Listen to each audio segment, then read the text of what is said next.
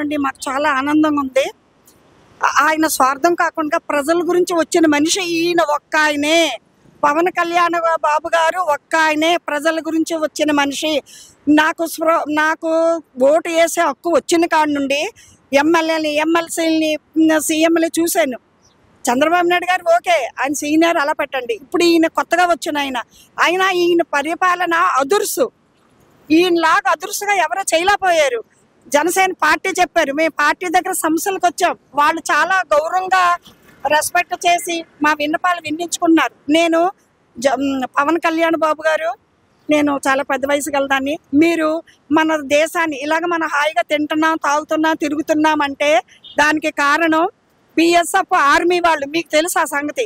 Army వాళ్ళకే తప్ప BSF వాళ్ళు మాకు ఇవ్వం, మేము ఉద్యోగాలు ఏమో అని.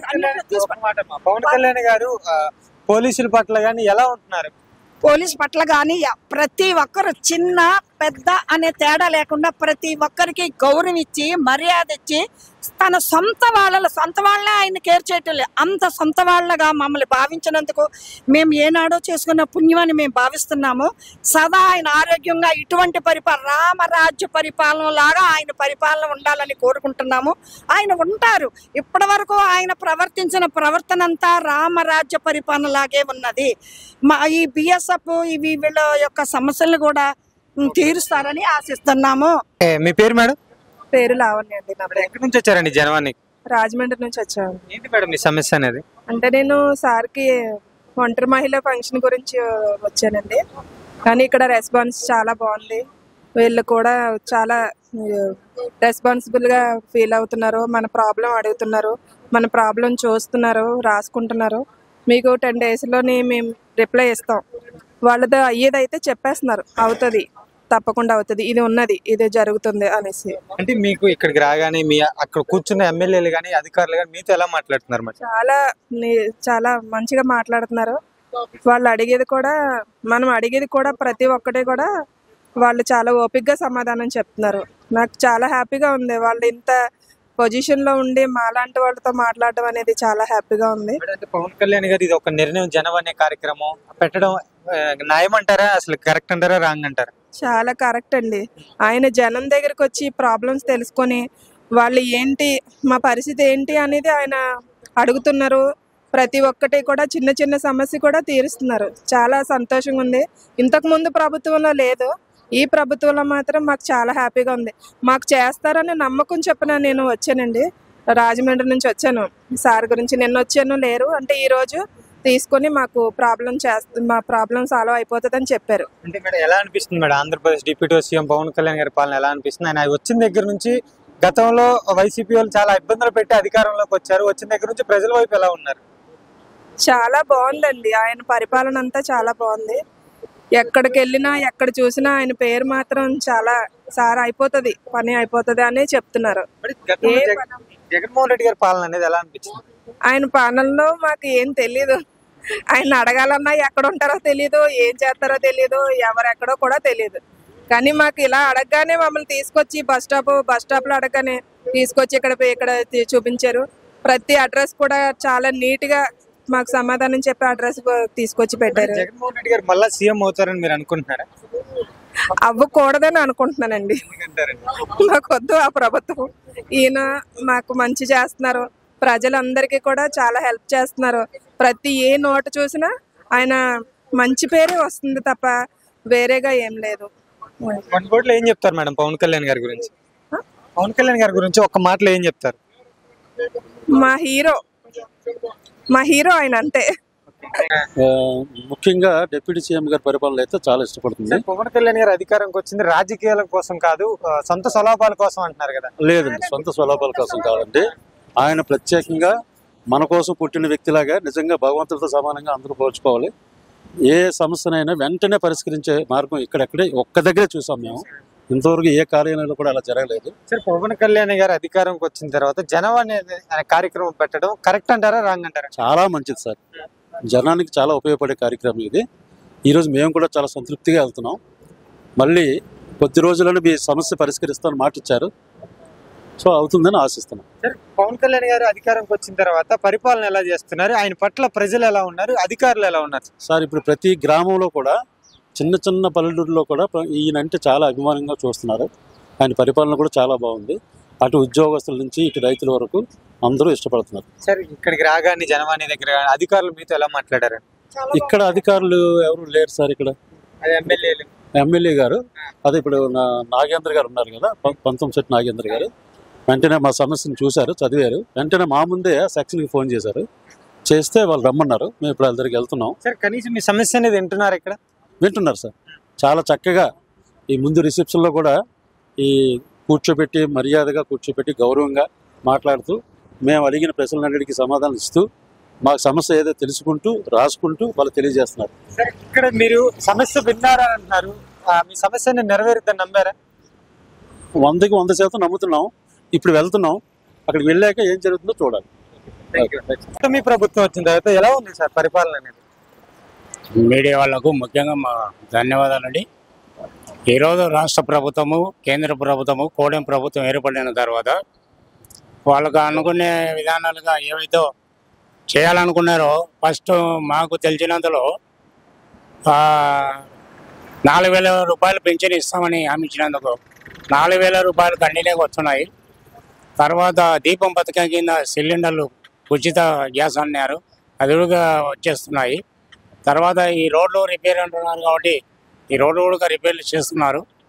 కానీ ముఖ్యమైన సమస్య ఏమంటే ఈ పోలవరం డ్యామ్ కానీ ఈ అమరావతి డెవలప్ కోసము మళ్ళీ ఈ ప్రభుత్వము కంటిన్యూగా నెరవేర్చాలనే ఉద్దేశంతో వాళ్ళు చేస్తున్నారు.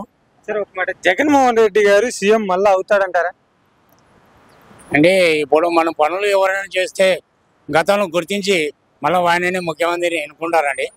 మళ్ళీ ఈ ప్రభుత్వము ఏర్పడిన తర్వాత వాళ్ళు హామీ ఇచ్చిన ప్రకారంగా ఒక్కొక్కటి నెరవేర్చుకుంటూ వస్తున్నారు. కాబట్టి ఎప్పటికైనా కానీ మళ్ళీ ప్రభుత్వము ఇదే రావచ్చని నా ఊహించుకుంటున్నామండి. సార్, అంటే జగన్మోహన్ రెడ్డి గారు అధికారంలో సీఎం అయితే పోలీసుల్ని బట్టలు ఊడదీసి తెస్తానని అంటున్నారు కదా, దానిపై మీ అభిప్రాయం అనేది ఏంటి? అయ్యా, మనం ఏదైనా మాట్లాడచ్చు, చెప్పొచ్చు.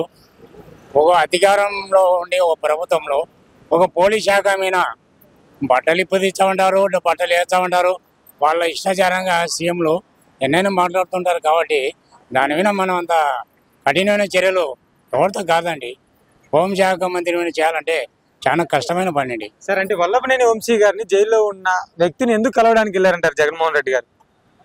అయ్యా, రాజకీయంగా మనకు ఎన్నో ఉంటాయి. ఆ రాజకీయ రుసుకులు మనకి ఎందుకండి? సార్, అలానే నిన్న జరిగిన రైతుల కోసం నేను మిర్చి యార్డ్కి వెళ్ళారు, దానిపై మీ అభిప్రాయం ఏంటి? రైతుల కోసం నిజంగానే పోరాడాడంటారా? ఆయన సీఎం ఉన్నప్పుడే ఎన్నో పథకాలు అమలు పరిచయం చేసినాడు. మళ్ళీ ఆ రోజుల్లోనే ఆయనతో కాని పని ఈరోజు ఏకుడమ్మన ఒకరిని విమర్శించడం కాదని నా ఉద్దేశం. అంటే చంద్రబాబు నాయుడు గారు రైతులకు ఏం చేయడం లేదు, రైతులు మబ్బు చూపెట్టి ఆశ చూపెట్టి ముసుగులో రాజకీయం నడుపుతున్నారు అంటున్నారు కదా జగన్ గారు, నిజమంటారా? ముసుగులో ఏం లేదండి. ఇప్పుడు ఒక గవర్నమెంట్ ఏర్పడిన తర్వాత కొన్ని బడ్జెట్ లేదు కాబట్టి ఒక్కొక్క బడ్జెట్ పెంచాలి, లక్షల కోట్లు కావాలి. ఈరోజు ఒక్కొక్కటి దానిపైన ఆయన స్పందించుకుంటూ వస్తున్నాడు. ఏకుడమ్మున రైతులు అయితేమి, వేరే దానిలో అయితేమి, మిర్చిలో అయితే అది కూడా గవర్నమెంట్ ఆలోచన చేసి వాళ్ళ తగిన సమస్యలు తీర్చేదానికి కూడా వాళ్ళు సిద్ధంగా ఉన్నారండి. ఎలా ఉంది సార్? చాలా బాగుందండి. అంటే కూటమి ప్రభుత్వం వచ్చిన దగ్గర నుంచి రాజకీయ కుట్రతో నడుస్తుంది, రెడ్ బుక్ పరిపాలన అంటారు, ఎలా ఉందంటారు? అది కాదండి, మా దృష్టిలో ఎప్పుడు రాలేదు. అది రాజకీయ దృష్టిగా కాదు, చాలా చక్కగా పరిపాలన సాగుతుంది. అన్నీ అంటుంటారు, అది కాదు. సమస్యలను వెంటనే పరిష్కారం చేస్తున్నారు. మా లాంటి ఉద్యోగస్తుల యొక్క సమస్యలు చాలా సాఫీగా సాగుతున్నాయి, పరిష్కారం అవుతుంది. అది మాకు సంతోషం. అంటే రీసెంట్లీగా జగన్మోహన్ రెడ్డి గారు నిన్న ప్రజల కోసం రైతులు నష్టపోతున్నారని చెప్పేసి గుంటూరు మిర్చి యార్డ్కి వెళ్ళారు కదా, దానిపై మీ అభిప్రాయం అనేది ఏంటి? మాకు ఇంకా దాని మీద అవగాహన లేదు. అది జనవాణిలో సమస్యలు ఎలా నడుస్తున్నాయి? బాగానే ఉన్నాయండి. జనవాణిలో మాత్రం సమస్యలు పరిష్కరిస్తున్నారు. అనలేము. అది పవన్ కళ్యాణ్ గారు అధికారంకి వచ్చిన దగ్గర నుంచి ప్రజల పట్ల ఉన్నారంటారా? ప్రజల పక్షానే ఉన్నారు.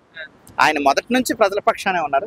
ఈ రోజు ఇంకా ప్రభుత్వం అధికారం అతనిలో ఉంది కాబట్టి తప్పనిసరిగా ఆయన అందరికీ మేలు చేస్తారని మేము నమ్ముతున్నాం. సరే, చాలా దూరాల నుంచి చాలా సమస్యలతో ఇక్కడికి వస్తున్నారు కదా, సమస్య నేను నెరవేరుతుంటారు. నెరవేరుతుందని ఆశతోనే మేము ఈ రోజు వచ్చాం. ఈ రోజే ఇంకొచ్చాం. మాకు నెరవేరుతుంది, పవన్ కళ్యాణ్ గారి దృష్టిలోని కూటమి ప్రభుత్వం దృష్టిలో పెడితే మాకు నెరవేరుతుందని మేము ఆశిస్తున్నాం. ప్రభుత్వం వచ్చిన దగ్గర నుంచి ఎలా చేస్తున్నారు, ఓకేనా లేకపోతే నాట్ బ్యాడ్? బాగానే చేస్తున్నారండి. అంటే కూటమి ప్రభుత్వం వచ్చిన తర్వాత ఎలా ఉందండి పరిపాలన అనేది?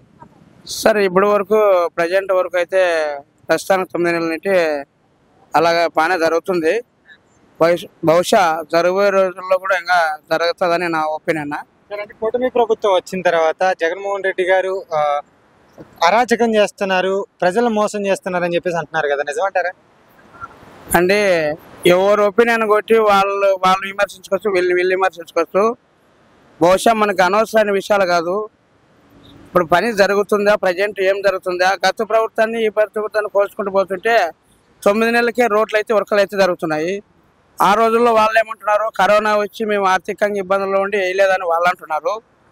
కరోనా వచ్చిందో ఏమొచ్చిందో ఇంకో ప్రవర్తన విమర్శించాను కాదు. ఇప్పుడు జరుగుతుండే 9 నెలలకే రోడ్లు జరుగుతున్నాయి. బహుశా ఇంకా 4 సంవత్సరాల టైం ఉంది. 4 సంవత్సరాల్లోనూ ఆర్థికంగా రోడ్లు అయితేనేమి, నిరుద్యోగుల సమస్యలు అయితేనేమి, ఎవరికైతే పేదవాళ్ళకి మరి ఇండ్లు లేని వాళ్ళకి ఇండ్లు, వాటిని సంబంధించినవి రాబోయే జిల్లాలో జరుగుతుంది అనేది ఈ మీడియా మూలకంగా తెలుపుతున్నాను. అంటే జగన్మోహన్ రెడ్డి గారు మళ్ళీ సీఎం అవుతారని మీరు అనుకుంటున్నారు? సీఎం అవుతారా లేదనేది 4 సంవత్సరాల ముందే ఎలా అవుతారని మేము ఎలా చెప్పగలమండి? చంద్రబాబు నాయుడు గారు చేసే పనులు ఏమి ప్రజలకు నచ్చడం లేదా అంటున్నారు కదా. ఎవరు అంటున్నారు? అది వాళ్ళ ఒపీనియన్. మనం ఎలా చెప్పేది వాళ్ళ నిర్ణయం. వాళ్ళు ఎలా అని అనుకోండి, మనకేం సంబంధము? వాళ్ళు విమర్శించుకునేదాడు. ప్రజలు మధ్యలో ఏం చేస్తారు? ప్రజలు అనడానికి అవసరం లేదు కదా. ప్రజలకి ఏం జరగాల? చంద్రబాబు నాయుడు అయితేనేమి, పవన్ కళ్యాణ్ అయితేనేమి, వాళ్ళు మరి కూటమి ప్రభుత్వం అందరూ మంత్రులు కావచ్చు, అందరూ కావచ్చు, సామాన్యమైన ప్రజల దగ్గరికి చేరాలనేది ఈ ప్రభుత్వం నిర్ణయం. కానీ ప్రతి ఒక్క ఎమ్మెల్యేలు అయితేనే, మంత్రులు అయితేనేమి. సార్, ఒక మాటలో ఏం చెప్తారు sir, Andhra Pradesh deputy CM Pawan Kalyan గారి పాలన ఎలా అనిపిస్తుంది? ప్రస్తుతానం వరకు ఇప్పటి వరకు అయితేనేమి సాఫీగా అందరూ కూడా జరుగుతున్నాయి. మరి భవిష్యత్ జరగబోయే రోజుల్లో ఎలా ఉంటుంది అనేది మనమైతే చెప్పలేము. ఇప్పటి వరకు అయితేనే 9 నెలల వరకు అయితేనేమో ప్రజల దగ్గరికి చిన్న చిన్న సమస్యలు అయితేనే ఇప్పుడు మనం లెటర్ తెచ్చినాము. ఇది ఫ్యామిలీ విషయంలోనూ కూడా ఇది మంచిగానే ఉండేదాన్ని కాబట్టి ఇది తొందరగానే మా తాత ఆస్తిని అక్కజల్లకి సమస్య ఉండేదాన్ని దీన్ని వెంటనే మరి సీఎం దృష్టికి తీసుకొచ్చినాము. ఇది కేవలము అనంతపురం జిల్లా కలెక్టర్ కార్యాలయం దగ్గరే ఉంది. ఈ భూమిని పరిష్కారం చేసుకునేకి ఇక్కడ సార్కి తెలపడానికి వచ్చినాము. వెంటనే సార్ దృష్టికి తీసినాం కాబట్టి ఇక్కడ నుండి మెసేజ్ వెళ్ళిపోతుంది కాబట్టి ఇది తగినంత న్యాయం చేస్తారని గౌరవ పెద్దలు సార్ గారు పవన్ కళ్యాణ్ సార్ గారికి కృతజ్ఞతలు తెలుపుకుంటూ కూటమి ప్రభుత్వానికి అందరికీ కృతజ్ఞతలు సెలవు చేసుకుంటున్నాం.